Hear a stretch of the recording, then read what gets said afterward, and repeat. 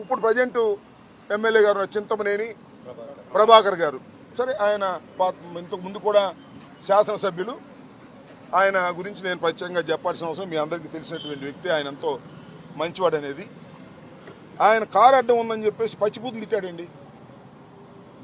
అబ్బాయి చౌదరి గారి డ్రైవర్ని పచ్చిబూతులు తిట్టాడు, మ్యాన్ హ్యాండిల్ చేసే ప్రయత్నం చేశాడు. ఆ పచ్చిబూతులన్నీ కూడా మన సోషల్ మీడియాలో చాలా బ్రహ్మాండంగా వైరల్ అవుతున్నాయి, చూడండి. ఆయన అబ్బాయి చౌదరి గారి మీద కేసు పెట్టి అరెస్ట్ చేయాలని ప్రయత్నం చేస్తారు, పోలీసులు దాన్ని సహకరిస్తున్నారు. ఇది అన్యాయం అండి.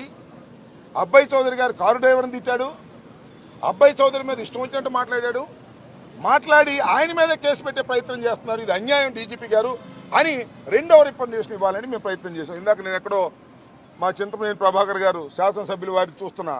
అసలు నేను అలా తిట్టడానికి గల కారణం ఏంటో తెలుసా, నాకంత ఆవేశం తీసుకురావడానికి కారణం ఏంటో తెలుసా అని చెప్తున్నాడు ఆయన. ఎవడన్నా నేరం చేసి ఎవరన్నా మర్డర్ చేస్తే నేను అసలు మర్డర్ చేయడానికి గల కారణం ఏంటో తెలుసా, అర్థం చేసుకోగలరా అంటే ఏం చెప్పాలి? నేరం చేశాడు, ఇష్టం వచ్చినట్టు తిట్టాడు, అన్యాయంగా అక్రమంగా ప్రవర్తన చేశాడు. కారు అడ్డం పెట్టినందుకేనంట. కారు దోవలో అడ్డం పెడతారు, సహజంగా మనం వెళ్తున్నప్పుడు కారు తప్పుకోమంటే తప్పుకుంటారు. ఈ రకంగా రౌడీయుధం చేసే పరిస్థితికి తెలుగుదేశం శాసనసభ్యులు వస్తున్నారు. దీనికి పోలీసులు సహకరిస్తున్నారు. అలా సహకరించడం తప్పు అని చెప్పేందుకు మేము డీజీపీ గారిని వాళ్ళు కలవాలనుకున్నాం మేమందరం.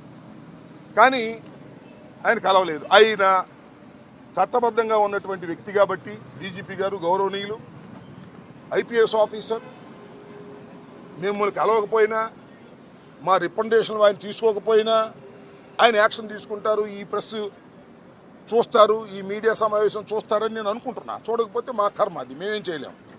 ఇక్కడ జరిగిన ఇంకొక విషయాన్ని కూడా చెప్పాలా.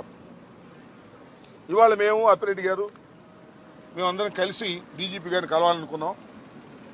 డీజీపీ గారిని కలవాలనుకుని డీజీపీ గారి దగ్గర